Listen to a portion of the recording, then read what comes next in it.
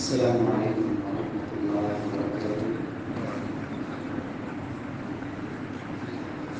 إن الحمد لله نحمده ونستعينه ونستغفره ونعوذ بالله من شرور أنفسنا ومن سيئات أعمالنا.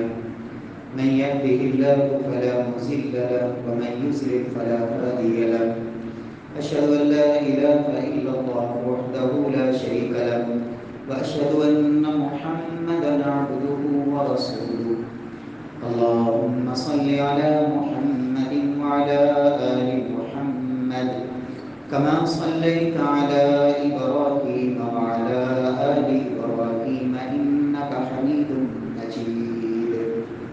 اللهم بارك على محمد وعلى آل محمد كما باركت على إبراهيم وعلى آل إبراهيم إنك حميد مجيد. أعوذ بالله السميع العليم من الشيطان الرجيم من همزه ونفخه ونفسه. بسم الله الرحمن الرحيم. ألم تر أن الله يسجد له من في السماوات ومن في الأرض والشمس والقمر والنجوم والجبال والشجر والدواب وكثير من الناس وكثير حق عليه العذاب ومن يهن الله فما له من مكرم إن الله يفعل ما يشاء. معزز سامعین کرام، فہم نماز کو سمجھنا سیکھنا، اس سلسلے میں گزشتہ مجلس میں ہم نے رکوع کے حوالے سے اور سورۃ الفاتحہ کے معنی اور مفہوم کے متعلق گفتگو کی تھی. آج سجدے کے بارے میں انشاءاللہ ہم سیکھیں گے. یاد رکھیں کہ کائنات کے اندر اللہ نے جو کچھ بھی بنایا ہے، ہر چیز اللہ کے سامنے سجدہ کرتی ہے. یہ بدبختی انسان کی ہے کہ جس کو اللہ یہ توفیق نہ دے، وہ نہ بھی سجدہ کرے تو اللہ کی بادشاہت میں کوئی کمی نہیں ہوتی. اللہ رب العزت کے سامنے تو ہر چیز سجدہ ریز ہے. قرآن مجید میں اللہ تعالیٰ نے فرمایا أَلَمْ تَرَ أَنَّ اللَّهَ يَسْجُدُ لَهُ مَنْ فِي السَّمَاوَاتِ وَمَنْ فِي الْأَرْضِ. یہ لوگ دیکھتے نہیں کہ اللہ رب العزت کے سامنے سجدہ کرتے ہیں آسمانوں اور زمین میں جو کچھ ہے سب کی سب. وَالشَّمْسُ وَالْقَمَرُ، چھوٹی چھوٹی مخلوقات ہی نہیں بلکہ اللہ کی بہت بڑی بڑی مخلوقات بھی رب کے سامنے سجدہ ریز. آسمان پہ چمکنے والا سورج جو زمین سے کئی لاکھ گنا بڑا ہے، وہ بھی اللہ کو سجدہ کرتا ہے. اور روزانہ جو ہم دیکھتے ہیں کہ یہ سورج غروب ہو گیا، حدیث میں آتا ہے اللہ کے رسول فرماتے ہیں کہ سورج جب غروب ہوتا ہے نا تو یہ اللہ کے عرش کے نیچے جا کے سجدہ کرتا ہے اور اللہ رب العزت سے دوبارہ اجازت مانگتا ہے کہ اے پروردگار مجھے دوبارہ طلوع ہونے کی اجازت دے.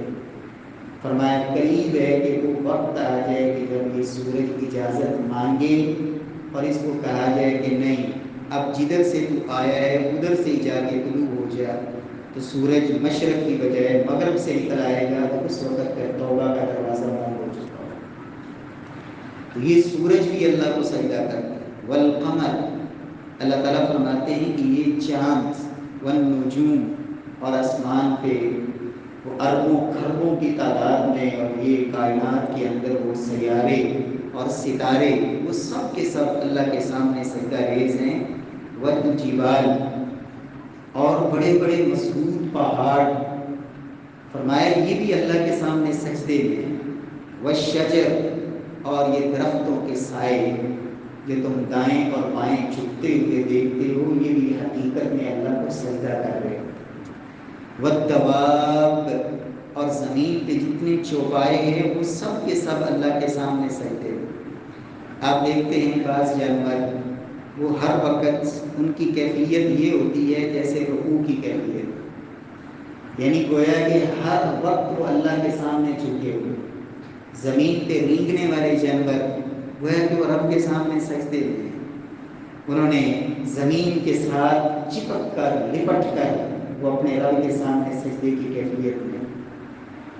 فرمایا وَكَثِيرٌ مِّنَ النَّاسِ، یہ ساری چیزیں تو اللہ کے سامنے سجدہ کرتی ہیں، اور لوگوں میں بھی بہت سارے ہیں جن کو اللہ توفیق دیتے ہیں تو وہ بھی سجدہ کرتے ہیں۔ وَكَثِيرٌ حَقَّ عَلَيْهِ الْعَذَابُ، لیکن لوگوں میں بہت سارے ایسے بھی ہیں کہ جن کے حق میں اللہ کے عذاب کا فیصلہ ہو گیا ہے اور لازم ہو گیا ان کے اوپر اللہ کا عذاب۔ وَمَن يُهِنِ اللَّهُ فَمَا لَهُ مِن مُّكْرِمٍ، جو اللہ کے سامنے سجدہ نہیں کرتا اللہ اس کو ذلیل کر رہے ہیں، جس کو رب ذلیل کر دے اس کو کوئی عزت نہیں دے سکتا۔ وَمَن يُهِنِ اللَّهُ فَمَا لَهُ مِن مُّكْرِمٍ، جس کو اللہ ذلیل اور رسوا کر دے اس کو کوئی کائنات میں عزت دینے والا نہیں۔ ان اللہ یفعل ما یشاء، اللہ جو چاہتے ہیں کرتے ہیں۔ تو پیارے بھائیو، سب سے پہلی بات میرے اور آپ کے دل میں اور ذہن میں یہ ہونی چاہیے کہ میں سجدہ کروں گا یا سجدہ نہیں کروں گا، اس سے میرے پروردگار کی بادشاہت میں نہ تو اضافہ ہوگا اور نہ کمی ہوگا۔ اگر میں سجدہ کروں گا تو اس کا فائدہ مجھے ہی ہے، اور اگر میں سجدہ نہیں کروں گا تو پھر ذلت اور رسوائی بھی میرا ہی مقدر ہے۔ اللہ اکبر۔ دوسری بات کہ سجدہ یہ اللہ کے لیے، سجدہ کس کے لیے ہے؟ صرف اللہ کے لیے۔ اللہ رب العزت کے علاوہ کسی کے لیے سجدہ جائز نہیں۔ اور قرآن مجید کے اندر اللہ تعالیٰ نے ایک پرندے کا تذکرہ کیا ہے جسے ہدہد کہتے ہیں۔ اس کو اللہ نے دماغ تو چھوٹا سا دیا تھا لیکن اس کو بھی سمجھ آ گئی کہ سجدہ صرف کس کو ہونا ہے؟ اللہ۔ اور یہ انسان کتنا جو ہے وہ اللہ کی رحمت سے دور ہے اور کتنا عقل سے خالی ہے کہ اللہ رب العزت نے تو اسے کائنات میں سب سے بہترین پیدا فرمایا، اور یہ واحد اللہ کی مخلوق ہے جسے اللہ نے اپنے ہاتھ سے بنایا۔ پھر یہ انسان کبھی درخت کے سامنے سجدے میں جھکا ہوا ہو، سجدے میں ہو، اور کبھی کسی قبر پر، اور کبھی کسی مزار پر، کبھی کسی دربار پر، اور کبھی کہاں۔ وَلِلَّهِ يَسْجُدُ مَا فِي السَّمَاوَاتِ وَمَا فِي الْأَرْضِ، اللہ رب العزت کے لیے ہی سجدہ ہے۔ زمین و آسمان میں جو کچھ ہے وہ سب کے سب اللہ ہی کو سجدہ کرتے ہیں۔ تو ہدہد نے بھی سیدنا سلیمان کو کہا تھا وَجَدتُّهَا وَقَوْمَهَا يَسْجُدُونَ لِلشَّمْسِ مِن دُونِ اللَّهِ، سیدنا سلیمان کے پاس آ کے اس نے کہا کہ میں نے اس قوم کو دیکھا ہے کہ وہ اللہ کی ذات کو چھوڑ کر اللہ کی مخلوق کو جو سورج کی صورت میں ہے اس کو سجدہ کرتے ہیں۔ حالانکہ سجدہ کس کو ہونا چاہیے؟ صرف اللہ کو ہونا چاہیے۔ اور یہ بات اللہ کو دیکھے کتنی پسند آئی کہ اللہ نے قرآن کا حصہ بنایا۔ تو عقل اگر انسان استعمال کرے، سوچ استعمال کرے، تو یہ عقل یہ کہتی ہے کہ یہ پیشانی، یہ اتنا خوبصورت جسم، یہ جس اللہ نے بنایا ہے یہ اسی کے سامنے ہی جھکنا چاہیے، اس کے علاوہ کسی کے سامنے جھکنا۔ سیدنا ابراہیم علیہ السلام نے بھی جھنجھوڑا تھا نا اپنی قوم کو کہ وہ بت جن کو اپنے ہاتھ سے بناتے اور پھر ان کو سجدہ کرتے، یعنی اگر وہ تمہارے نفع نقصان کے مالک ہوتے تو وہ تمہاری یہ جو تم بناتے ہو یہ بناوٹ سجاوٹ اور یہ خراش تراش کے وہ محتاج نہ ہوتے۔ تو یہ ایک کلمہ پڑھنے والا مسلمان جب کسی قبر پہ سجدہ کرتا ہے تو وہ یہ کیوں نہیں سوچتا کہ یہ قبر والا جب اس کے جسم سے روح نکل گئی تو یہ خود نہا نہیں سکا، یہ خود کفن پہن نہیں سکا، نہانے کے لیے یہ میرا محتاج، کفن کے لیے میرا محتاج، یہ خود قبر کی طرف چل کے جا نہیں سکا، خود قبر کے اندر لیٹ نہیں سکا، قبر تک میں نے پہنچایا اور منو مٹی اس کے اوپر ڈالنے کے بعد اب میں نے کہا کہ یہ میرا مشکل کشا بن گیا ہے، اب یہ میری پریشانیوں کو دور بھی کرے گا، اب یہ ساری میری سنے گا بھی، حتیٰ کہ میں اگر قبر پر ہی نہیں بلکہ دور سے بھی جا کے اس کو پکاروں گا نا تو یہ سنے گا۔ پیارے بھائیوں، سجدہ صرف کس کے لیے ہے؟ اللہ کے لیے۔ تیسری بات، ابلیس، اس نے کتنے سجدے چھوڑے تھے؟ ایک سجدہ۔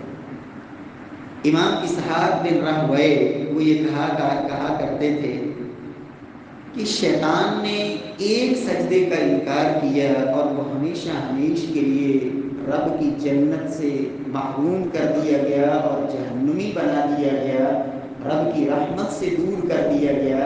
تو یہ آدم کا بیٹا جو ایک دن کے اندر کتنے سجدے چھوڑے جا رہا ہے، یہ اللہ کی جنت میں کیسے جائے گا؟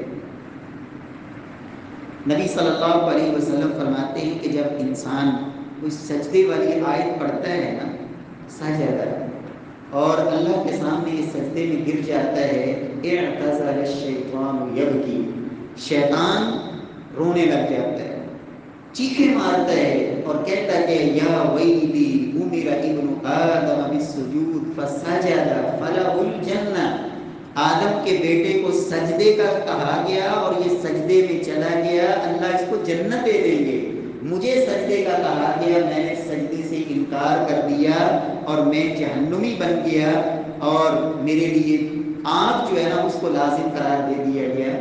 تو شیطان کو بھی پتہ ہے کہ سجدے کی وجہ سے ابن آدم کو کیا ملنی ہے؟ بولے جنت ملنی، سجدے پہ اللہ نے جنت دینی۔ انسان جب سجدہ کرتا ہے نا اللہ کے سامنے، تو اس سجدے سے اللہ رب العزت انسان کے درجات کو بلند کرتے ہیں، بلند کرتے جاتے ہیں حتیٰ کہ یہ انسان اس مقام پہ پہنچتا ہے کہ ان کے کثرت سجود کی وجہ سے اللہ اس کو انبیاء، صدیقین اور شہداء کا اللہ ساتھ دے۔ اللہ کے رسول صلی اللہ علیہ وسلم نے سیدنا ثوبان سے کہا تھا، ثوبان علیک بکثرت السجود فإنک لا تسجد سجدہ الا رفعک اللہ بها درجہ وحط عنک خطیہ۔ صحیح مسلم میں ہے یہ روایت، فرمایا ثوبان تم کثرت سے سجدے کیا کرو، کثرت سے سجدے کیا کرو، جب بھی تم اللہ کے سامنے سجدہ کرتے ہو تو ہر سجدے پہ اللہ تمہارے گناہوں کو معاف فرماتے ہیں اور ہر سجدے پہ اللہ تمہارے درجات کو بلند فرماتے ہیں۔ جہاں بھی احادیث میں کثرت سجود کا ذکر ہے نا، یہ مسئلہ یاد کر لیں، جہاں بھی احادیث میں یہ کہا گیا نا کہ کثرت سے سجدے کرو، اس کا مقصد یہ ہوتا ہے کہ کثرت سے نوافل پڑھے جائیں۔ کثرت سے کیا پڑھے جائیں؟ نوافل۔ یہ نہیں مقصد کہ بس آپ ایک سجدہ کیا پھر بیٹھ گئے، پھر سجدہ کیا پھر بیٹھ گئے، پھر سجدہ کیا پھر بیٹھ گئے، یہ مقصد نہیں ہے کہ آپ مسجد میں گئے اور آپ کہیں کہ میں 100 سجدہ کر کے جا رہا ہوں، نہیں، اس کا مقصد یہ ہے کہ آپ کثرت سے نفلی عبادت کرو، کثرت سے نوافل پڑھو، جس میں کثرت سے کیا ہوں گے؟ سجود ہوں گے، اور ان کثرت سے سجود کی وجہ سے اللہ تمہیں بلندیاں عطا فرمائیں گے۔ ایک صحابی حضرت ربیعہ بن کعب رضی اللہ تعالی عنہ اللہ کے رسول کی خدمت کیا کرتے تھے، کہتے ہیں کہ میں رات اللہ کے نبی کے دروازے پہ گزارتا، اس لیے کہ شاید دن کے وقت تو اللہ کے رسول کے خادم بہت ہیں، رات کے وقت ممکن ہے اللہ کے رسول کو کوئی ایسی ضرورت پیش آئے، کوئی حاجت پیش آئے اور آپ کسی کو کوئی کام کہنا چاہتے ہوں تو آپ کو اس کے لیے مشقت نہ اٹھانی پڑے، میں آپ کے دروازے پہ موجود ہوں، آپ مجھے آ کر جائے گا۔ تو یہ رات اللہ کے نبی کے دروازے پہ، کہتے ہیں کہ اللہ کے رسول صلی اللہ علیہ وسلم کے لیے میں وضو کا پانی لے کے آیا، تو آپ صلی اللہ علیہ وسلم قضائے حاجت سے فارغ ہوئے تھے، تو میں نے کہا چلو آپ وضو فرمائیں گے، تو میں پانی لے کے آیا تو آپ صلی اللہ علیہ وسلم نے مجھے کہا ربیعہ سل، ربیعہ مانگو، کیا مانگتے بتاؤ کیا چاہیے تمہیں؟ سل۔ سبحان اللہ، ان صحابہ کرام کے انتخاب پہ بھی قربان چاہیے۔ گویا کہ ان کو دنیا کا لالچ تھا ہی نہیں، دنیا کا طمع تھا ہی نہیں، دنیا کی کوئی ہرس مانگ سکتے تھے نا، کہ دنیا کی دولت مانگ سکتے تھے، کوئی بھی عہدہ مانگ سکتے تھے، کچھ بھی مانگ سکتے تھے. کہا یا رسول اللہ صلی اللہ علیہ وسلم اسألک مرافقتک فی الجنہ، یا رسول اللہ صلی اللہ علیہ وسلم مجھے جنت میں آپ کا ساتھ چاہیے. سبحان اللہ، سبحان اللہ، کتنی خوبصورت بات ہے. اللہ اکبر، یا رسول اللہ مجھے جنت میں آپ کا ساتھ چاہیے. تو اللہ کے رسول صلی اللہ علیہ وسلم فرماتے ہیں اب غیر ذالک، اس کے علاوہ کوئی بات؟ کہ نہیں یا رسول اللہ، ہوا ذاک، بس میرا یہی ایک آرزو ہے اور یہی ایک تمنا ہے کہ جنت میں آپ کا ساتھ مل جائے. تو محمد مصطفیٰ صلی اللہ علیہ وسلم کا جنت میں ساتھ چاہیے. تو اس کے لیے آپ نے سیدنا ربیعہ کو جو نسخہ بتایا نا، فرمایا ربیعہ فَأَعِنِّي عَلَىٰ نَفْسِكَ بِكَثْرَةِ السُّجُودِ، پھر رب کے سامنے زیادہ سجدے کیا کرو. جس قدر اللہ کے سامنے تم سجدے زیادہ کرو گے اللہ تمہیں اتنا ہی بلند کریں گے، حتیٰ کہ اللہ تمہیں اتنا بلند کر دیں گے کہ کثرت سجود کی وجہ سے اللہ تجھے میں محمد کا اللہ ساتھ نصیب فرمائے. اللہ رب العزت ہمیں بھی توفیق نصیب فرمائے. سجدہ گویا کہ انسان کو اللہ رب العزت کے بہت قریب کر دینے والا عمل ہے. رسول اللہ صلی اللہ علیہ وسلم اس بیماری میں جو آپ صلی اللہ علیہ وسلم کی وفات جس بیماری میں ہوئی، اس میں نبی صلی اللہ علیہ وسلم نے اپنے صحابہ کو نماز پڑھتے دیکھا ہے پردہ ہٹا کے. تو آپ صلی اللہ علیہ وسلم کی محنت 23 سالہ آپ کے سامنے تھی.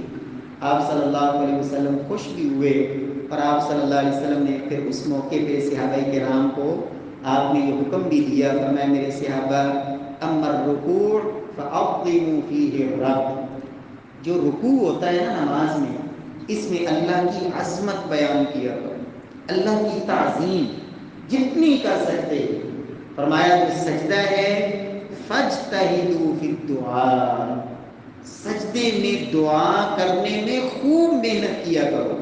فَقَامِنٌ أَن يُسْتَجَابَ لَكُمْ، اس لیے کہ سجدے میں سب سے زیادہ انسان اللہ کے قریب ہوتا ہے، تو بہت زیادہ چانس ہے کہ انسان جب اس حالت میں رب سے جو مانگے گا وہ جلدی قبول ہو جائے. تو سجدہ گویا کہ نماز کے اندر یہ دعا کا بہترین جو ہے وہ محل ہے.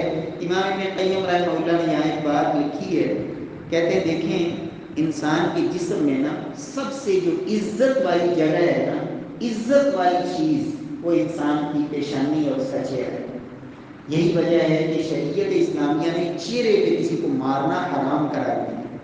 بچہ ہے، بیوی ہے، خادم ہے، نوکر ہے، ملازم ہے، کسی سے آپ کی لڑائی ہو گئی ہے، جھگڑا ہو گیا ہے، اللہ کے رسول صلی اللہ علیہ وسلم نے فرمایا کہ چہرے پہ نہ مارنا، اس لیے کہ یہ احترام اور عزت کی جگہ ہے، عزت والی چیز ہے. امام ابن قیم کہتے ہیں کہ انسان کے پاس جو سب سے زیادہ عزت والی چیز تھی، جب اس کو انسان نے مٹی پہ رکھ دیا، رب کے سامنے جھکا دیا، تو اب اس سے زیادہ اللہ کا قرب پانے کے لیے بندے کے پاس اور ہے کیا؟ جب یہ اپنی وہ عزت والی چیز رب کے سامنے زمین پہ رکھ چکا ہے، تو پھر اللہ بھی مہربان ہوتے ہیں، پھر جو مانگتا ہے کہتا جاتا ہے، پھر اللہ بھی وہ دعاؤں کو قبول فرماتے ہیں. اللہ تعالیٰ ہمیں توفیق نصیب فرمائے. قرآن مجید میں سب سے پہلی وحی کون سی صورت میں اتری ہے اور کون سی صورت کی آیات ہیں؟ پہلی وحی سورۃ العلق، اس میں پڑھیں گے نا اقرأ بسم ربک الذی خلق، ہے نا، تو معروف بات ہے نا، سب سے پہلی وحی. تو اس میں سب سے پہلے اس سورت کے آغاز میں ہے کہ اقرأ، پڑھو، گویا کہ قرات پڑھنا، قرأ یقرأ قراءۃ پڑھنا. اور اس سورت کا جو آخری لفظ ہے نا آخر میں، لا کلا لا تطیعہ واسجد واقترب، آخری لفظ یہ ہے سجدہ کر اور اللہ کے قریب. یعنی ایک لفظ کے اندر اگر آپ یہ کہنا چاہتے ہیں نا کہ میں چاہتا ہوں میں اللہ کے قریب ہو جاؤں، اور اس کے لیے عمل کیا ہے؟ ایک لفظ قرآن نے بولا ہے واسجد واقترب، واسجد واقترب، اللہ اکبر۔ امام ابن قیم نے سورت کے آغاز اور اختتام کو جوڑ کر ایک بات کہی، کہتے ہیں اس سورت میں وحی الہی کا جو آغاز تھا اس میں قرات کا تذکرہ، اور اس سورت کے اختتام میں سجدے کا ذکر، اور نماز کی کیفیت بھی یہی ہے کہ آغاز کہاں سے ہوتا ہے؟ قرات سے، اور ہر رکعت کی جو اختتام ہے، آخری ایک کیفیت ہے، وہ کیا ہے؟ سجدہ۔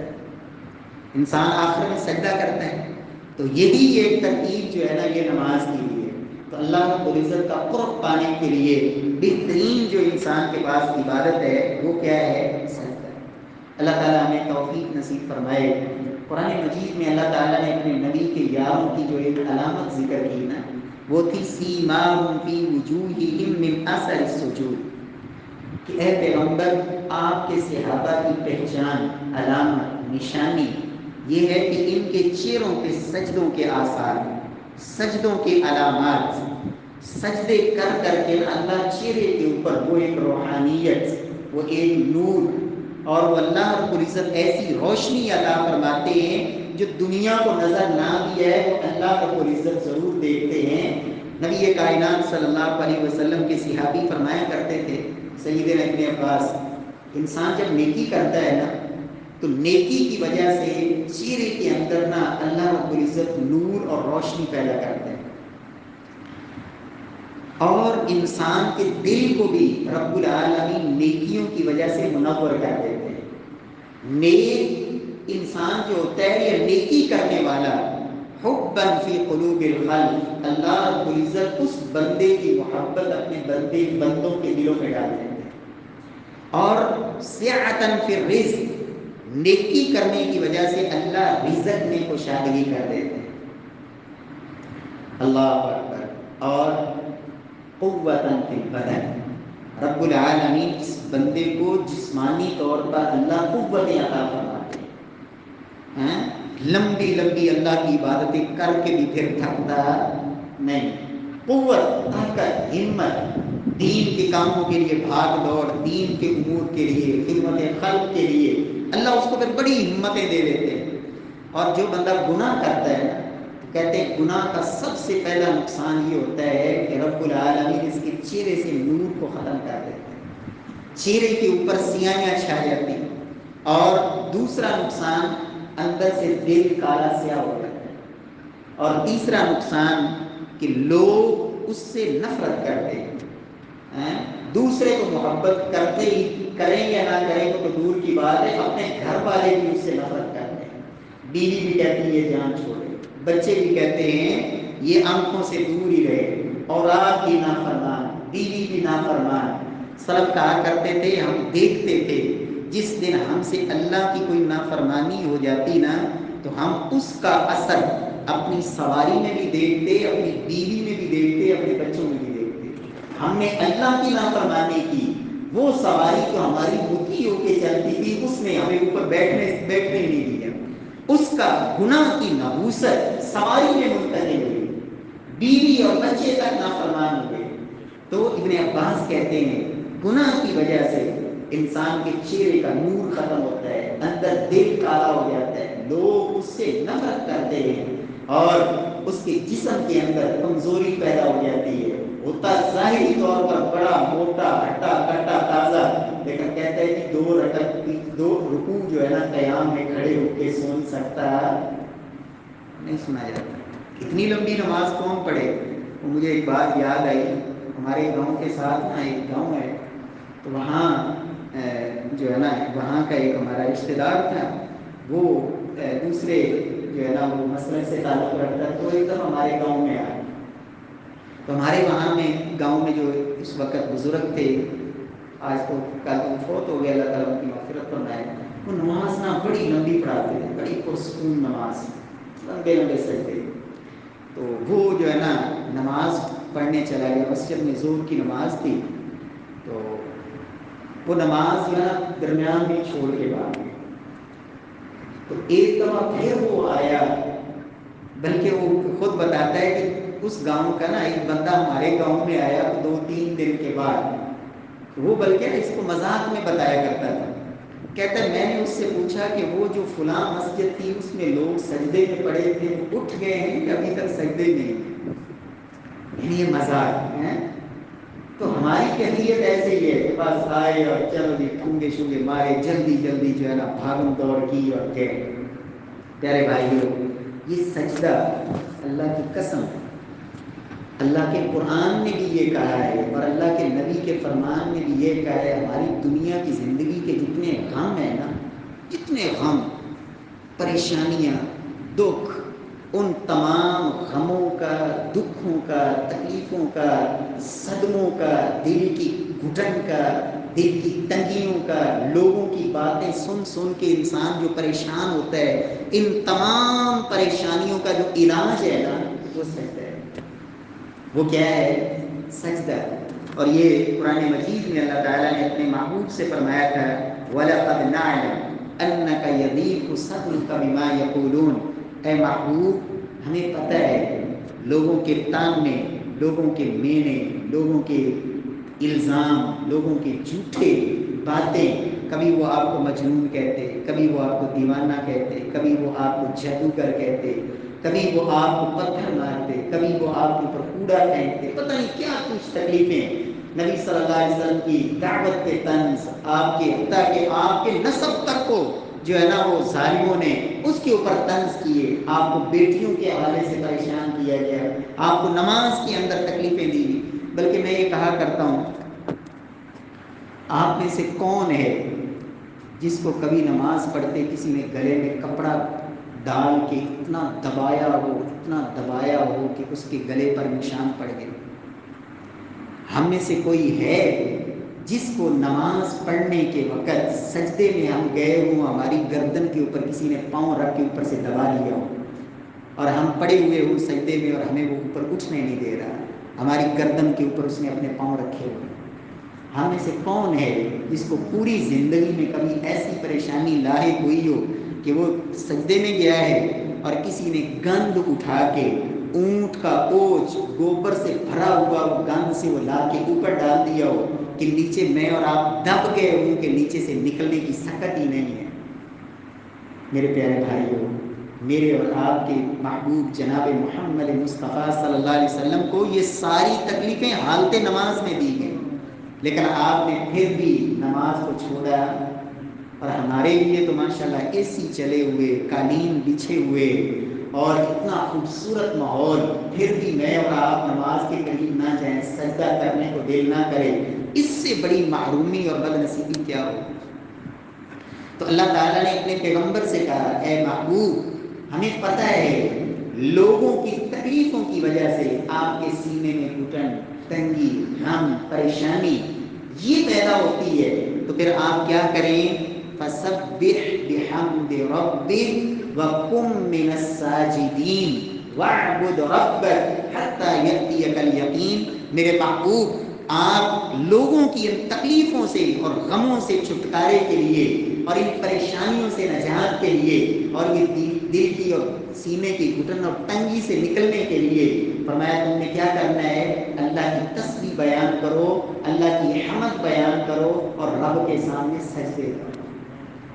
وَاعْبُدْ رَبَّكَ حَتَّى يَأْتِيَكَ الْيَقِينُ. اور اس وقت تک رب کی عبادت کرتے رہو حتیٰ کہ تمہیں موت آ جائے. اور اللہ کے نبی صلی اللہ علیہ وسلم کا پھر اپنا زندگی کا عمل کیا تھا؟ سیدنا بلال کہتے ہیں کان اذا حزبہ امر صلی. اللہ کے نبی کی زندگی کا معمول یہ تھا جب بھی کوئی پریشانی آتی، کان اذا حزبہ امر، جب بھی کوئی غم آتا ہے صلی، آپ اللہ کے سامنے نماز میں کھڑے ہوتے ہیں. تو نماز میں کیا ہے؟ سجدے ہیں. نبی صلی اللہ علیہ وسلم نماز پڑھتے، حضرت بلال سے کہتے ہیں یا بلال اقم الصلاۃ ارحنا بها. بلال کہیں اقامت نماز پڑھے ہمیں سکون ملے. جعلت قرۃ عینی فی الصلاۃ. اللہ کے رسول نے فرمایا میری آنکھوں کی ٹھنڈک اللہ نے نماز کو بنایا. میں حیران ہوتا ہوں دنیا کے اندر نا کسی کو کسی کے ساتھ جھوٹی موٹی بھی محبت ہو نا، تو جس کے ساتھ محبت ہوتی ہے جو چیز اس کو پسند ہوتی ہے نا، اس کو پسند نہ بھی ہو تو کہتا ہے یہ میرے یار کو بڑی پیاری لگتی ہے. یہ میرے دوست کو بڑی پیاری لگتی ہے، جس سے مجھے محبت ہے نا یہ چیز اس کو پسند ہے، لہذا مجھے بھی پسند ہے۔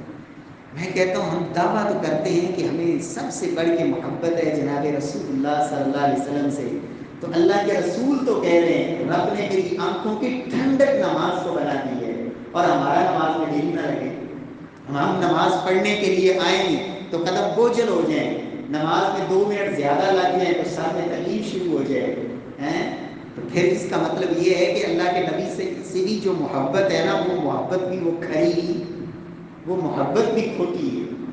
اللہ تعالیٰ محفوظ فرمائے۔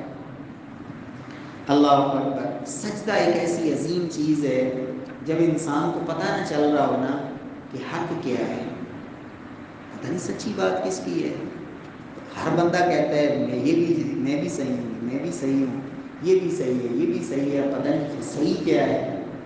اس کا حل بھی یہ ہے کہ انسان رب کے سامنے سجدہ کرے، اللہ رب العزت پھر اس کو حق کی پہچان کرواتے ہیں۔ شیخ الاسلام ابن تیمیہ رحمہ اللہ کہتے ہیں میری زندگی کے اندر نا جب بھی کسی مسئلے میں الجھ گیا، مجھے سمجھ نہیں آ رہی کہ اس میں میں کیا موقف اختیار کروں، کہتے ہیں تو میں اللہ کے سامنے سجدہ کر کے نا یہ دعا کرتا ہے، یا معلم ابراہیم علمنی و یا مفہم سلیمان فہمنی، اے ابراہیم کو علم دینے والے، اے سلیمان پیغمبر کو سمجھ اور فقاہت عطا کرنے والے، مجھے بھی سکھا دے اور مجھے بھی سمجھ دے دے۔ کہتے ہیں میں سجدے میں گر کے رب سے یہ دعا کرتا اللہ میرے لیے ایسے روشن کر دیتے کہ جیسے مجھے بالکل واضح ہو جاتا کہ یہ حق ہے اور یہ باطل ہے، یہ درست ہے، کہتے ہیں ایسے میرے سامنے جو ہے نا چیز روشن ہو جاتی۔ اللہ ہمیں توفیق نصیب فرمائے۔ پیارے بھائیوں، موت تو آنی ہے یا نہیں؟ بولیں، کسی کو گارنٹی ہے نہیں آنی؟ آنی ہے، یقینی بات ہے، آنی ہے۔ اللہ اکبر۔ تو سلف صالحین ایک تمنا کیا کرتے تھے کہ یا اللہ موت تو آنی ہے، لیکن یا اللہ جب تیرے پاس آئیں تو موت اس کیفیت میں دینا کہ تیرے سامنے سجدے میں، یا اللہ تو سجدے میں اپنے پاس بلا۔ اللہ اکبر۔ اللہ رب العزت کا نظام ہے، اب تو اس پہ ویسے علماء نے باقاعدہ کتابیں بھی لکھ دی ہیں کہ سجدے کی حالت میں فوت ہونے والے ان لوگوں کے نام، ان کی حالات، اس پر مستقل کتابیں آ چکی ہیں، اتنے لوگوں کو اللہ نے سجدے کی حالت میں موت دی۔ قرآن مجید کی ایک تفسیر ہے، بہت عظیم تفسیر ہے، مولانا عبد الرحمن کیلانی ان کی تفسیر ہے، تو وہ جو ہے نا کہتے ہیں کہ ایک دن میں مسجد میں نماز پڑھ رہا تھا، تو نماز کے اندر نا ایک نوجوان وہ سجدے میں گیا اور اٹھا نہیں۔ ہم جب نماز سے فارغ ہوئے نا تو دیکھ کے لوگ اس کو ہنس رہے ہیں کہ پتہ نہیں سو گیا ہے، سویا ہوا ہے، تو جب اس کو ہلایا نا تو وہ سویا نہیں تھا، وہ تو اللہ کے پاس رہ چکا۔ تو کہتے ہیں کہ میرے دل میں بھی یہ آرزو پیدا ہوئی کہ یا اللہ موت تو آنی ہے، مجھے بھی جب موت آئے نا تو یا اللہ سجدے کیا۔ اس کے بعد پھر وہ یہ دعا کیا کرتے تھے، اللہ اکبر۔ تو اللہ رب العزت نے ان کو بھی پھر جب موت دی ہے نا تو اللہ نے سجدے کیا ہے، اللہ نے ان کو بھی موت دی ہے تو سجدے کیا ہے۔ تو بہرحال یہ بہت بڑی عظمت کی بات ہے، اور یہ بھی ایک حسن خاتمہ کی علامت ہے نا کہ انسان ایک اچھا عمل کرتے اللہ کے پاس جائے۔ اللہ اکبر۔ ابھی یہ پچھلے دنوں ایک عالم دین غالباً ملیشیا کے تھے یا انڈونیشیا کے، تو وہ نا تقریر کر رہے تھے، واعظ کر رہے تھے اور حدیث سنا رہے ہیں، کھڑے ہو کر گفتگو کر رہے ہیں، مجمع ہے سامنے۔ کہتے ہیں اللہ کے نبی کا فرمان ہے افضل الذکر لا الہ الا اللہ، کہ اللہ کے رسول نے فرمایا کہ سب سے افضل ذکر جو ہے نا وہ لا الہ الا اللہ ہے، اور یہ پڑھتے گئے یہ حدیث سنا رہے ہیں اور ساتھ موت آ گئی۔ اللہ، کتنی خوبصورت موت ہے، اللہ اکبر۔ چلیں جی اب ہم جو ہے نا سجدے کی طرف آتے ہیں۔ سجدہ یہ کتنے اعضاء پہ کرنا ہے اور اس کا طریقہ کار کیا ہوگا، لیکن اس سے پہلے ایک حدیث اور بھی سن لیں۔ انسان اگر گناہوں کی وجہ سے جہنم میں چلا بھی گیا ایک بندہ اس سے گناہ ہوتے رہے، زندگی میں گنہگار تھا، اللہ کو سجدے بھی کرتا تھا. نبی صلی اللہ علیہ وسلم فرماتے ہیں اللہ نے ایک فیصلہ کیا ہے کہ جو جہنم کی آگ ہے نا وہ پتھروں کو جلا دے گی، اس کا ایندھن پتھر ہے، لیکن اس آگ پہ بھی اللہ نے جو سجدے والے اعضاء ہیں نا ان کو جلانا اللہ نے حرام کر دیا.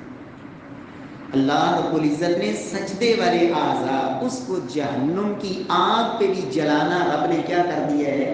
حرام کر دیا. اللہ بلکہ آپ یہ مسئلہ ماشاءاللہ شاید پہلے آپ نے بھی سنا ہی ہوگا، لیکن میں تصدیق کے لیے عرض کرتا ہوں. میدان محشر ہے، میدان محشر جس میں رب کے سامنے حساب و کتاب ہونا ہے، زندگی پوری کا حساب دینا ہے. وہاں کوئی عبادت نہیں ہے، وہاں کوئی عبادت ہے لیکن سجدہ وہاں بھی ہو. سجدہ بولیں، سجدہ میدان محشر میں بھی ہوگا. اتنی عظیم عبادت ہے. نبی صلی اللہ علیہ وسلم فرماتے ہیں کہ میرے پاس جب لوگ آئیں گے نا، جناب آدم، نوح، موسیٰ، ابراہیم، عیسیٰ علیہ السلام، سب نبیوں کے پاس سے ہو کے میرے پاس آئیں گے اور کہیں گے کہ اللہ کے رسول صلی اللہ علیہ وسلم آپ ہماری سفارش کریں کہ اللہ تعالیٰ ہمارا حساب و کتاب شروع کرے. تو اللہ کے رسول فرماتے ہیں میں کیا کروں گا؟ اخر ساجدا، میں وہاں اللہ کے سامنے سجدے میں گر جاؤں. تو اللہ رب العزت کی طرف سے کہا جائے گا یا محمد صلی اللہ علیہ وسلم ارفع رأسک، اے محمد کریم صلی اللہ علیہ وسلم اپنا سر اٹھائیں. قل یسمع لک، آپ جو کہیں گے آپ کی بات کو سنا جائے گا. وسل تعطى، آپ جو مانگیں گے آپ کو دیا جائے گا. وشفع تشفع، آپ جس کی سفارش کریں گے آپ کی سفارش کو قبول کیا جائے گا. میرے پیارے بھائیوں، یہ عظمت اس بندہ مومن کے لیے بھی ہے کہ رب کے سامنے سجدہ کرے. جو یہ کہتا ہے اللہ سنتے ہیں، جو مانگتا ہے اللہ دیتے ہیں. اللہ رب العزت توفیق نصیب فرمائے. تو اللہ کے رسول صلی اللہ علیہ وسلم فرماتے ہیں میں پھر اللہ کے سامنے سفارش کروں گا، پھر سجدے میں چلا جاؤں گا. پھر اللہ کی طرف سے یہی کہا جائے گا میں پھر سر اٹھاؤں گا، پھر سفارش کروں گا، پھر سجدے میں چلا جاؤں گا. آپ 4 دفعہ سجدہ کریں گے. کتنی دفعہ سجدہ کریں گے؟ 4 دفعہ. اور پھر آپ کہیں گے یا اللہ میری آرزو تو یہ ہے کہ اللہ تو اجازت دے کہ جس نے بھی لا الہ الا اللہ پڑھا ہے نا میں اس کو جہنم سے نکال، میں اس کو جہنم سے نکال. تو اللہ تعالیٰ جو ہے نا پھر 4 قسمیں اٹھائیں گے. کتنی قسمیں؟ 4. وعزتی وجلالی وکبریائی وعظمتی، مجھے میری عزت کی قسم، میرے جلال کی قسم، میری کبریائی کی قسم اور میری عظمت کی قسم، لأخرجن منها من قال لا الہ الا اللہ. 4 قسمیں اٹھا کے اللہ فرمائیں گے کہ جس نے بھی لا الہ الا اللہ صدقے دل سے پڑھا نا میں اس کو ضرور بھی ضرور جہنم سے نکالوں. اللہ اکبر. تو پیارے بھائیوں، منافق اور مومن قیامت والے دن اس کی جو تفریق ہوگی نا وہ بھی اس سجدے کے ذریعے ہوگی. اللہ رب العزت حشر کے میدان میں خود تشریف لائیں گے جیسی اس کی شان اور عظمت کے لائق ہے. تو جب اللہ رب العزت آئیں گے تو ہر ایمان والا جو دنیا میں اللہ کے لیے سجدہ کرتا تھا نا، غیروں کے لیے نہیں، اللہ کے لیے خالص سجدہ کرتا تھا، وہ سجدے میں گر جائے گا. اور جو دنیا میں سجدہ کرتا تھا دکھلاوے کا، ریاکاری کا، منافقت کا، غیر اللہ کو سجدہ، یہ وہاں سجدہ کرنا چاہیں گے تو کمر تختہ بن جائے گی، وہاں سجدے کی ان کو اجازت نہیں ملے گی. اللہ اکبر. تو پیارے بھائیوں، سجدہ آپ نے جب سجدے میں جانا ہے تو سب سے پہلے اللہ کے رسول صلی اللہ علیہ وسلم کا جو سجدے میں جانے کا طریقہ ہے، سیدنا برا بن عازب رضی اللہ تعالیٰ عنہ کہتے ہیں، صحیح بخاری کی روایت ہے، کہتے ہیں اللہ کے رسول امام ہوتے تھے نا، آپ سجدے میں جانے کے لیے جب تکبیر کہتے تو جب تک آپ اپنی پیشانی مبارک کو زمین پہ رکھ نہیں دیتے تھے نا، ہم جو لوگ پیچھے کھڑے ہوتے تھے ہم سجدے میں جانے کے لیے اپنی کمر کو جھکاتے نہیں. یعنی گویا کہ آپ بالکل سیدھے اپنی کیفیت میں جیسے ہیں کھڑے رہے. امام نے جب کہا اللہ اکبر، امام سجدے میں چلا گیا، اس نے پیشانی کو سجدے میں رکھ دیا، پھر آپ نے سجدے میں جانا. بات سمجھائی؟ سیدنا براء بن عازب کی روایت. لیکن ہمارے یہاں کیا ہوتا ہے، امام نے کہا اللہ تو اٹھا، امام نے ابھی کہا اللہ، ہم ایسے زمین پہ گر گئے. یعنی امام سے بھی کچھ اور سیکنڈ پہلے نہیں، اطمینان کے ساتھ. صحابہ کرام کہتے ہیں، آپ کہتے ہیں کہ اس کا مطلب ہے صحابہ اللہ کے نبی کو دیکھتے رہتے تھے. اگلی صف میں جو ہوں تو اندازہ ہو جاتا ہے یا نہیں؟ اللہ نے آنکھوں کے اندر ایسی صلاحیت رکھی ہے کہ جو کئی ہزار کیمرے رب نے فٹ کیے ہوئے ہیں، یہ ایک کیمرہ ہمارے یہاں لگا ہوتا ہے، یہ پتہ ہے اس میں اللہ نے کتنے لاکھوں کیمرے فٹ کیے ہیں آنکھوں کے اندر. دنیا کی کوئی طاقت ایسے کیمرے آج تک ایجاد کر ہی نہیں سکی. جو پدیشی نبینا ہو، کبھی کسی نے اس کو آنکھیں نہیں ہیں، کوئی علاج نہیں. تو بہرحال ایک تو یہ مسئلہ یاد کر لیں کہ ہم نے آرام سے کھڑے ہیں، کھڑے رہنا ہے. امام جب سجدے میں چلا گیا، اس نے پیشانی سجدے میں رکھ دی ہے، تو پھر ہم نے سجدے میں جانے کے لیے اپنی کمر کو موڑنا ہے. دوسری بات کہ جب ہم نے زمین پہ سجدے میں جانا ہے نا، تو پہلے یہ گھٹنے زمین پہ لگنے چاہیے یا پہلے ہاتھ لگنے چاہیے؟ تو صحیح مسئلہ یہ ہے کہ جب آپ سجدے میں جائیں گے تو پہلے سجدے میں آپ کے زمین پہ ہاتھ لگنے چاہیے، گھٹنے آپ کے سجدوں کے ہاتھوں کے بعد لگنے چاہیے. حدیث ہے صحیح ابن خزیمہ میں اور دارقطنی میں کہ نبی صلی اللہ علیہ وسلم کان یضع یدیہ علی الارض قبل رکبتیہ، کہ اللہ کے رسول صلی اللہ علیہ وسلم جب سجدے میں جاتے تھے تو آپ اپنے ہاتھوں کو گھٹنوں سے پہلے زمین پہ رکھتے تھے. اسی طرح اللہ کے نبی نے یہ حکم بھی دیا. سیدنا ابو ہریرہ کی روایت ہے، اذا سجد احدکم فلا یبرک کما یبرک البعیر، جب بھی تم میں سے کوئی سجدہ کرے نا تو وہ اس طرح نہ بیٹھے جس طرح اونٹ بیٹھتا ہے. وَلْيَضَعْ يَدَيْهِ قَبْلَ رُكْبَتَيْهِ، اسے چاہیے کہ گھٹنوں سے پہلے اپنے کیا رکھے، ہاتھ رکھے. تو اونٹ کو آپ نے دیکھا ہوگا کہ وہ پہلے اس کی اگلی ٹانگیں جو ہے نا، گھٹنے، یہ مسئلہ بھی سمجھ لیں کہ جو 4 پاؤں والے جانور ہیں نا، چوپائے، ان کے جو رکبہ ہوتے ہیں، گھٹنا، یہ اگلی ٹانگوں میں ہوتے ہیں. ان کے رکبہ کس میں ہوتے ہیں؟ اگلی ٹانگوں میں. اور اس کی دلیل صحیح بخاری کی حدیث ہے کہ 4 پائے جو ہے ان کی گھٹنے اگلی ٹانگوں میں ہوتے ہیں. اس کی دلیل صحیح بخاری کی حدیث ہے کہ اللہ کے رسول صلی اللہ علیہ وسلم جب معراج کے سفر میں آ رہے تھے نا مکہ سے مدینہ کی طرف، تو پیچھے سے سراقہ بن مالک پہنچے تھے. سراقہ بن مالک جب کفار مکہ نے لالچ دیا تھا کہ ہم 100 اونٹ دیں گے، تو اللہ کے رسول کا پیچھا کرتے یہ واحد تھے سراقہ جو اللہ کے نبی تک پہنچے تھے، باقی کوئی کافر نہیں پہنچ سکا. تو ان کو جب آتے دیکھا سیدنا ابو بکر نے تو رونے لگ گئے. تو اللہ کے رسول نے کہا ابو بکر روتے کیوں ہو؟ سچی محبت یہ ہوتی ہے. اللہ اکبر. تو ابو بکر نے کہا اللہ ابکی علی نفسی ولکن ابکی علیک یا رسول اللہ، کہ اللہ کے رسول مجھے اپنی جان کی کوئی پرواہ نہیں ہے کہ مجھے کچھ ہو جائے گا، میں رو اس وجہ سے رہا ہوں کہ یہ کافر آ رہا ہے، ظالم کہیں آپ کو نقصان نہ پہنچائے. اللہ. تو بہرحال وہ جب سراقہ قریب پہنچے نا تو ان کے گھوڑے کو ٹھوکر لگی اور گھوڑا گر گیا. تو وہ اٹھے، پھر گھوڑے کو اٹھایا اور وہ جو تیر ہوتے تھے جیسے ان کا جاہلیت کا ایک طریقہ تھا وہ نکالے. کہتے ہیں کہ وہ اتفاق سے تیر بھی میرا وہ نکلا جس کے مطابق یہ تھا کہ آگے نہ جاؤ پیچھے جاؤ، لیکن چونکہ لالچ تھا اور دشمنی بھی تھی اللہ کے نبی کے ساتھ، کہتے ہیں پھر گھوڑے کے سوار ہوا پھر پیچھے. اب دوبارہ جب قریب پہنچا نا تو میرے گھوڑے کو ٹھوکر لگی اور میرا گھوڑا جو ہے نا اس کی اگلی ٹانگیں زمین میں دھنس گئی. حدیث میں لفظ یہ ہے صحیح بخاری کی روایت میں، ساخت یدا فارسی حتی بلغت رکبتاہ، کہ میرے گھوڑے کی اگلی ٹانگیں زمین میں دھنس گئی حتیٰ کہ گھٹنوں تک پہنچ گئی. اس سے علماء نے اخذ کیا ہے کہ جو چوپائے ہیں ان کے جو گھٹنے ہیں یہ کن میں ہوتے ہیں؟ اگلی ٹانگوں میں. اور اللہ کے نبی نے کہا ہے کہ تم ایسے نہ بیٹھو جیسے اونٹ بیٹھتے ہیں. اور ساتھ آگے لفظ ہے وَلْيَضَعْ يَدَيْهِ قَبْلَ رُكْبَتَيْهِ، چاہیے کہ تم ہاتھ اپنے پہلے رکھو گھٹنوں سے. معنی کیا ہے کہ اونٹ گھٹنے پہلے رکھتا ہے، تم نے گھٹنے پہلے نہیں رکھے. تو اس میں بالکل واضح یہ بات ہے کہ پہلے کیا رکھنا ہے؟ ہاتھ رکھنے ہیں، پھر آپ کے گھٹنے زمین پہ لگنے چاہیے. اسی طرح جب آپ نے اگلی ایک رکعت مکمل کر کے اٹھنا ہے نا، اس وقت بھی آپ کے گھٹنے زمین سے پہلے اٹھ جانے چاہیے، ہاتھ بعد میں اٹھنے چاہیے.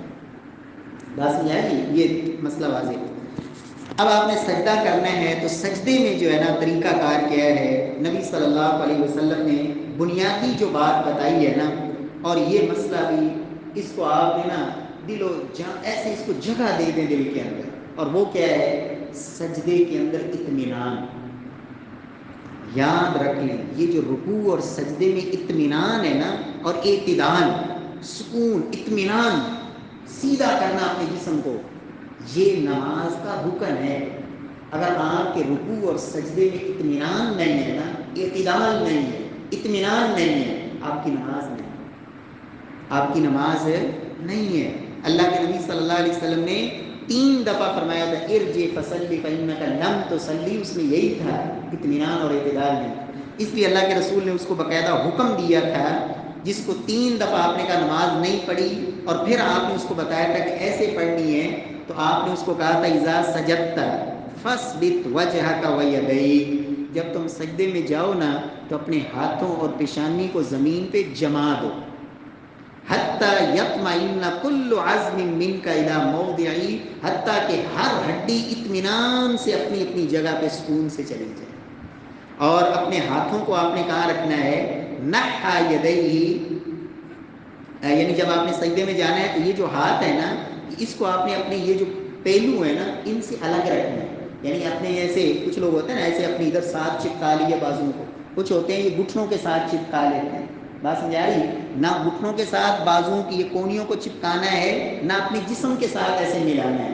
یہ جسم سے بھی تھوڑے سے الگ رہیں اور آپ کے گھٹنوں سے بھی الگ رہیں. اور دوسری روایت میں اللہ کے رسول صلی اللہ علیہ وسلم نے فرمایا وَلَا يَبْسُطْ أَحَدُكُمْ ذِرَاعَيْهِ انبساط الكلب. کبھی آپ نے کتے کو بیٹھے دیکھا ہے؟ کتا تو آپ نے دیکھا ہوگا نا، وہ ایسے اگلی ٹانگیں زمین پہ بچھا دیتا ہے، بیٹھا دیکھا ہے نا، بالکل بچھائی ہوتی ہیں ٹانگیں. تو آپ نے فرمایا کہ جب تم نے سجدہ کرنا ہے تو کتے کی طرح اپنے بازوؤں کو زمین پہ بچھانا نہیں ہے. یہ اللہ کے نبی نے حکم دیا ہے.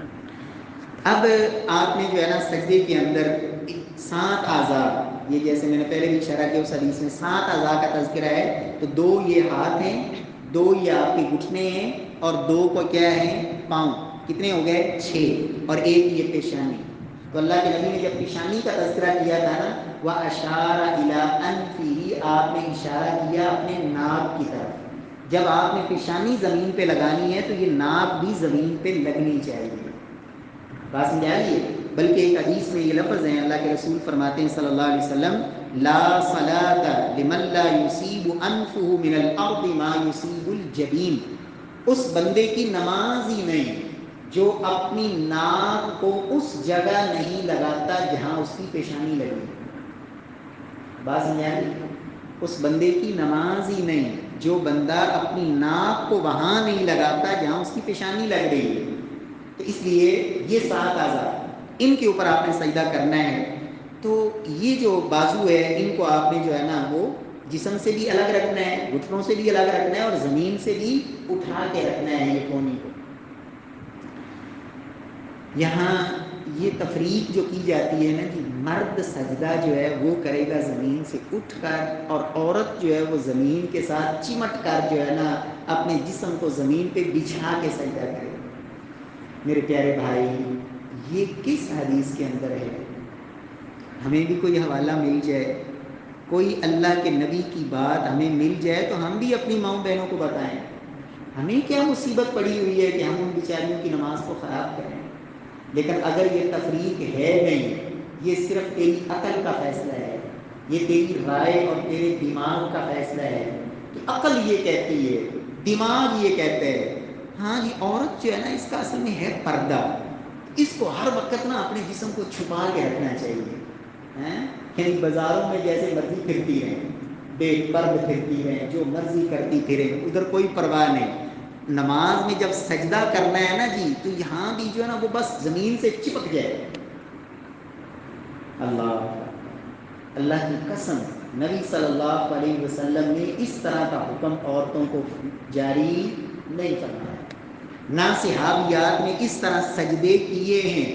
اپنے گھروں میں جا کے ماؤں بہنوں کو بتائیں کہ سجدہ ایسے کرنا، اللہ کے نبی نے کہا ہے، نہ صحابیات نے ایسے سجدے کیے، بلکہ ایک صحابیہ جو فقیہہ تھی ان کے بارے میں باقاعدہ روایت موجود ہے کہ واضح ان کا سجدہ اسی طرح ہوتا تھا جس طرح مرد سجدہ کرتے ہیں۔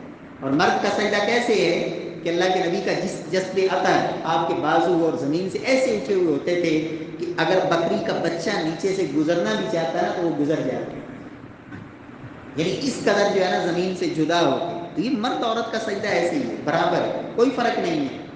اور سجدے کے اندر ایک اور چیز وہ یہ ہے کہ آپ نے یہ جو آپ کے ہاتھوں کی انگلیاں ہیں نا، انگلیاں جب آپ نے سجدے میں جانا ہے، رکوع میں نے بتایا تھا، یاد ہے کس کو کیا کرنا تھا؟ ہاں، یہ انگلیوں کو کھول کر گھٹنوں کے اوپر جما کے گھٹنوں کو قابو کر کے پکڑنا ہے۔ لیکن جب آپ نے سجدے میں جانا ہے نا تو حدیث میں یہ لفظ ہیں یضم اصابعہما، سعید بن خزیمہ میں اور بہقی میں روایت ہے یضم اصابعہما، آپ جب سجدے میں جاتے تو یہ جو انگلیاں ہیں نا آپ ان کو ملا لیتے، ان کو ملا لیتے، تو آپ نے یہ انگلیاں ان کو ایسے ساتھ ملا کے زمین پہ رکھنا ہے۔ بات سمجھ آ رہی ہے؟ یہ انگلیوں کا ایسے کھلا نہ ہو ایسے۔ اچھا، یہاں سجدے میں جو ہے نا، جب اللہ کے نبی صلی اللہ علیہ وسلم نے یہ فرمایا ہے کہ مجھے 7 اعضاء پر سجدے کا حکم دیا گیا ہے، تو 2 تو آپ نے یہ ہاتھ کیا، تو ہاتھ یہ پورا زمین پہ لگنا چاہیے۔ بات سمجھ آ رہی ہے؟ ہم کیا کرتے ہیں، ایسے کر کے رکھ لیتے ہیں، ایسے، کوئی ایسے رکھا ہوتا ہے، کسی نے ایسے رکھا ہوتا ہے، نہیں میرے پیارے بھائی، آپ رب کے سامنے ہیں، اس جگہ پہ ہیں جو سب سے زیادہ نماز میں اللہ کے قریب کرنے والی جگہ ہے۔ آپ کو پتہ ہونا چاہیے میرے ہاتھوں کی کیفیت کیا ہے، میرے ہاتھ کہاں ہیں، کس حالت میں۔ اپنی انگلیوں کو ایسے آپس میں ساتھ ملائیں اور بالکل ایسے ہاتھوں کو سیدھا۔ بات سمجھ آ رہی ہے؟ یہ انگلیوں کا رخ قبلے کی طرف ہونا چاہیے، انگلیوں کا رخ کس طرف ہونا چاہیے؟ قبلے کی طرف۔ اور یہ رکھنے کہاں ہیں؟ حدیث میں یہ بھی لفظ ہیں وَوَضَعَ كَفَّيْهِ حَذْوَ مَنْكِبَيْهِ، نبی صلی اللہ علیہ وسلم اپنے کندھوں کے برابر اپنے ہاتھوں کو رکھتے، تو پیشانی گویا کہ آگے ہے، ہاتھ تھوڑا پیچھے ہیں اور پیشانی آگے، یہ طریقہ بھی ہے۔ اور دوسری روایت میں ہے جَعَلَ كَفَّيْهِ حِذَاءَ أُذُنَيْهِ، کہ آپ نے اپنے ہاتھوں کو اپنی کانوں کے برابر رکھا ہے، یعنی جہاں یہ کانوں کی لو آتی ہے، تو مطلب آپ کا پیشانی جو ہے دونوں ہاتھوں کے درمیان ہو سجدے میں، پھر بھی ٹھیک ہے، ہاتھ تھوڑے سے پیچھے ہیں، کندھوں کے برابر ہیں اور پیشانی آگے ہے تو پھر بھی ٹھیک ہے، لیکن انگلیاں جو ہے وہ بالکل آپس میں ملی ہوئی ہوں اور بالکل ان کا رخ جو ہے وہ کیا ہو، سیدھا۔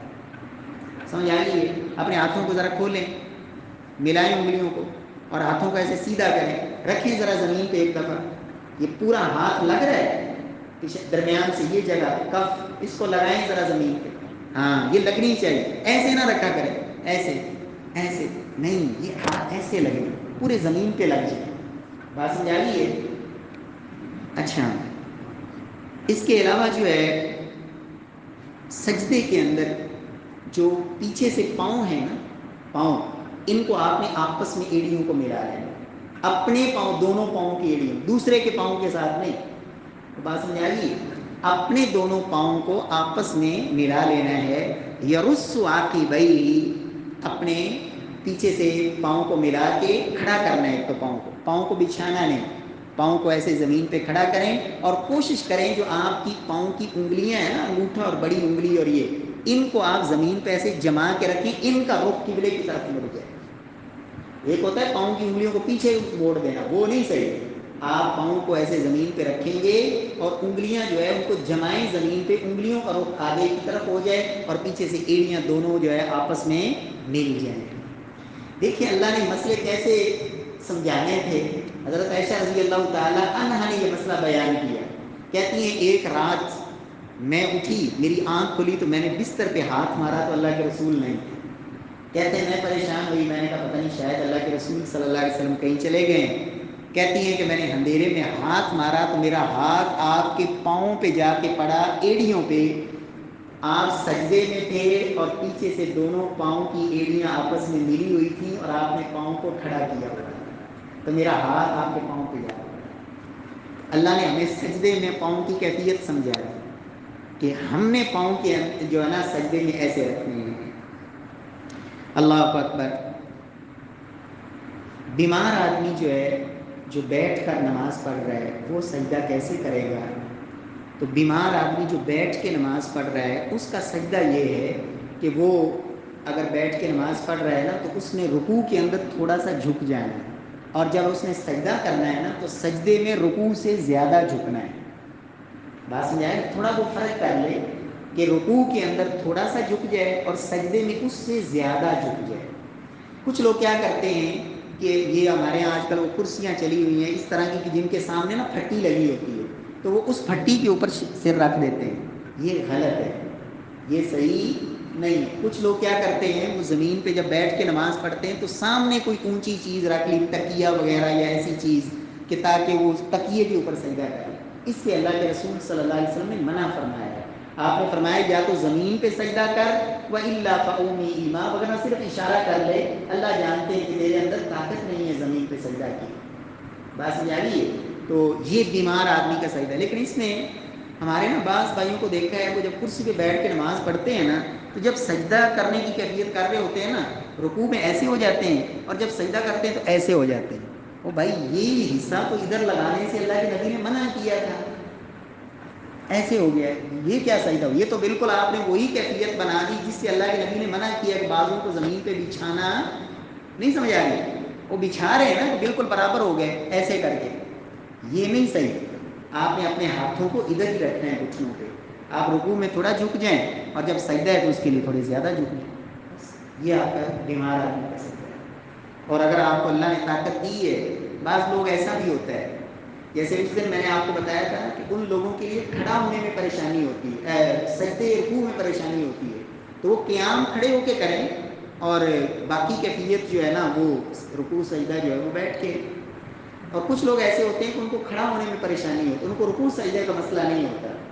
تو اگر آپ کو اللہ نے ہمت دی ہے اور آپ طاقت رکھتے ہیں تو آپ زمین پہ سجدہ کر سکتے ہیں. لیکن اپنے آپ کو مشقت میں ڈالنا، تکلیف میں ڈالنا کہ پوری نماز کے اندر آپ تکلیف ہی، تو اسلام نے ایسی مشقت کا ہم سے مطالبہ نہیں کیا. اللہ نے آسانی رکھی ہے. سبحانک اللہم وبحمدک اشہد ان لا الہ الا انت استغفرک واتوب الیک. لیکن ایک چیز جو ہے نا وہ ابھی باقی ہے، وہ میرے ذہن میں آ گئی، رہ نہ جائے، وہ ہے سجدے کی دعا. سجدے کی دعا. اللہ اکبر.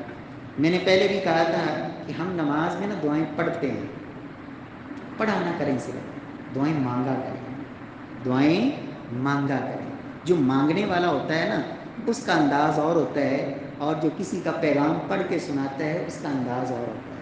ایک ہے کہ رٹی رٹائی چیز، آپ نے کسی بچے کو پیغام دیا کہ جاؤ بھی فلاں کو میرا یہ پیغام دے آؤ، وہ بھاگا بھاگا گیا سنا کے آ گیا. ایک اس دروازے پہ فقیر گیا ہے جس نے کچھ لینا ہے، وہ جب اس کو جا کے دروازے پہ دستک دے کے بات کرے گا نا تو اس کا انداز اور ہوگا. تو ہم تو فقیر ہیں. یا ایھا الناس انتم الفقراء الی اللہ واللہ هو الغنی الحمید. لوگوں تم سب کے سب فقیر ہو. ہم تو نماز میں اللہ سے کچھ لینے آئے ہیں. ہم اللہ کو کوئی پیغام پڑھ کے سنانے نہیں آئے کہ بس پیغام دیا اور بھاگ گئے. ہم تو رب سے کچھ لے کے جائیں گے. تو سجدے کے اندر انسان کو رب سے مانگنا چاہیے. سجدے کے اندر اللہ کے رسول صلی اللہ علیہ وسلم نے جو دعائیں سکھائی ہیں پیارے بھائیوں، صرف سبحان ربی الاعلیٰ یہی سجدے کی دعا نہیں ہے. اللہ کے رسول صلی اللہ علیہ وسلم کے بارے میں سیدہ عائشہ فرماتی ہیں کہ جب اللہ نے آپ پہ سورہ نصر اتاری ہے نا جس میں یہ ہے فسبح بحمد ربک واستغفر انہ کان توابا، کہتی ہیں اس سورت کے نزول کے بعد اللہ کے نبی نے کوئی سجدہ ایسا کیا ہی نہیں جس میں آپ نے یہ دعا نہ پڑھی ہو سبحانک اللہم ربنا وبحمدک اللہم اغفر لی. سبحانک اللہم وبحمدک، اے اللہ پاک تو ہے، تعریفیں ساری تیرے لیے. اللہم اغفر لی، یا اللہ میں تو گنہگار ہوں، مجھے بخش دے. تو نماز کے سجدے میں یہ بخشش مانگے اللہ سے، سجدے میں اللہ سے معافی مانگے. اللہم اغفر لی، اے اللہ مجھے معاف فرما دے. اور اسی طرح سجدے کے اندر نبی صلی اللہ علیہ وسلم نے یہ دعا بھی پڑھی ہے اللہم اغفر لی ذنبی، اے اللہ میرے سارے گناہوں کو معاف فرما دے. اللہم اغفر لی ذنبی کلہ دکہ و جلہ و اولہ و آخرہ و علانیتہ و سرہ. یا اللہ میرے سارے گناہ جو چھوٹے ہیں جو بڑے ہیں، جو پوشیدہ ہیں جو اعلانیہ ہیں، یا اللہ جو لوگوں کے سامنے ہوئے ہیں جو چھپ چھپ کے ہوئے ہیں، یا اللہ میرے سارے گناہ معاف فرما. یہ سجدے میں دعا. اور تیسری دعا سجدے کے اندر نبی صلی اللہ علیہ وسلم نے ویسے مطلق آپ نے یہ بھی فرمایا ہے کہ اللہ سے جو چاہو مانگو، اور آپ یہ بھی پڑھ سکتے ہیں اللہم انی اعوذ برضاک من سخطک وبمعافاتک من عقوبتک واعوذ بک منک لا احصی ثناء علیک انت کما اثنیت علی نفسک۔ اے اللہ میں تیری ناراضگی سے تیری معافی کے ساتھ پناہ چاہتا ہوں۔ اے اللہ اللہم انی اعوذ برضاک من سخطک وبمعافاتک من عقوبتک، اور اے پروردگار میں پناہ چاہتا ہوں کہ تو مجھے کسی سزا میں مبتلا کرے، یا اللہ میں تو معافی ہی معافی چاہتا ہوں، میں تیری سزائیں برداشت کرنے کے قابل نہیں، یا اللہ میں تیری ہر طرح کی ناراضگی سے پناہ چاہتا ہوں۔ اے اللہ مجھے پناہ دے بھی تو ہی سکتا ہے، تیرے علاوہ کوئی مجھے پناہ دے سکتا نہیں، اور اے اللہ میں تیری اس طرح ثنا کر بھی نہیں سکتا تعریف جس طرح تو نے خود اپنی تعریف کی ہے، مجھے تو تعریف کرنے کا بس یہی ڈھنگ آتا ہے اور یہی مانگنے کا انداز آتا ہے۔ یہ سجدے میں دعا بھی آپ پڑھا کریں اللہم آت نفسی تقواہا، اے اللہ میرے نفس کو تقوی دے دے۔ تقوی ہی اصل کامیابی ہے نا، روزوں کا مقصد بھی تقوی، اور اسی پہ اللہ نے جنت دینی۔ اللہم آت نفسی تقواہا وزکیہا، یا اللہ مجھے تزکیہ میرے نفس کو پاک کر دے بیماریوں سے، ظاہری باطنی، اے اللہ ان سے اسے پاک کر دے، اس کا تزکیہ کر دے۔ اور اللہ کے نبی صلی اللہ علیہ وسلم سب سے عظیم جو آپ کا مشن تھا، قرآن نے جس کو بیان کیا ہے کہ آپ اللہ کا قرآن لوگوں کو پڑھ پڑھ کے سناتے ہیں وَيُزَكِّيهِمْ، اور ان کا تزکیہ کرتے ہیں، ان کو پاک کرتے ہیں۔ اللہم آت نفسی تقواہا وزکیہا انت خیر من زکاہا انت ولیہا ومولاہا۔ تو مختلف دعائیں آپ جو بھی دعا کرنا چاہتے ہیں نا آپ سجدے میں کریں، یہ قبولیت کی جگہ ہے اور اللہ سے مانگنے کا محل ہے۔ اللہ اکبر، پھر ایک سجدہ کر کے آپ اٹھے ہیں، دو سجدوں کے درمیان پھر دعا سکھائی اللہ کے رسول نے۔ لیکن اگر مجھے زندگی ہوگی نماز پڑھتے ہوئے اور مجھے یہ پتہ ہی نہیں کہ دو سجدوں کے درمیان کوئی دعا بھی ہے، دو سجدوں کے درمیان دعا اللہ کے نبی کیا پڑھتے تھے؟ رب اغفر لی، رب اغفر لی، اے اللہ مجھے معاف فرما دے، اے اللہ مجھے معاف فرما دے، اے اللہ مجھے معاف فرما دے۔ اس کا ایک معنی یہ بھی ہو سکتا ہے کہ یا اللہ مجھے جس طرح سجدہ کرنا چاہیے تھا نا میں وہ کر نہیں سکا، اب ایک سجدہ کر کے اٹھا ہوں، رب اغفر لی، یا اللہ جو کوئی کمی کوتاہی رہ گئی ہے تو پھر بھی معاف کرنا۔ پھر دوبارہ سجدے میں چلا جاتا ہے، پھر وہی اللہ سے معافی کی درخواستیں، اور اللہ کے رسول سے سجدے کے دو سجدوں کے درمیان یہ روایت بھی موجود ہے کہ آپ صلی اللہ علیہ وسلم نے جو ہے نا یہ دعا بھی پڑھی، اگرچہ اس کی سند کے اندر بعض اہل علم نے کلام بھی کیا ہے، لیکن دعا معنوی لحاظ سے یہ ٹھیک ہے، نماز کے اندر یہ دعا کی جا سکتی ہے۔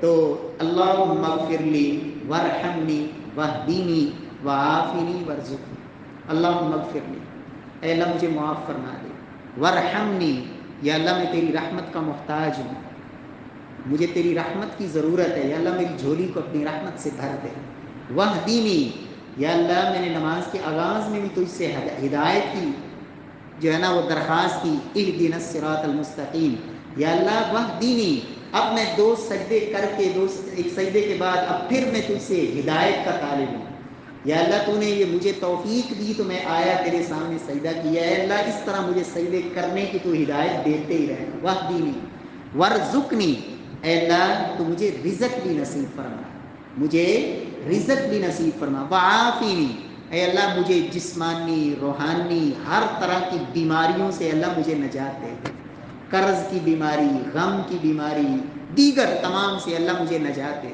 یہ نماز کے اندر دو سجدوں کے درمیان اللہ تعالیٰ ہم سب کو توفیق نصیب فرمائے۔ سبحانک اللہم و بحمدک، اشہد ان لا الہ الا انت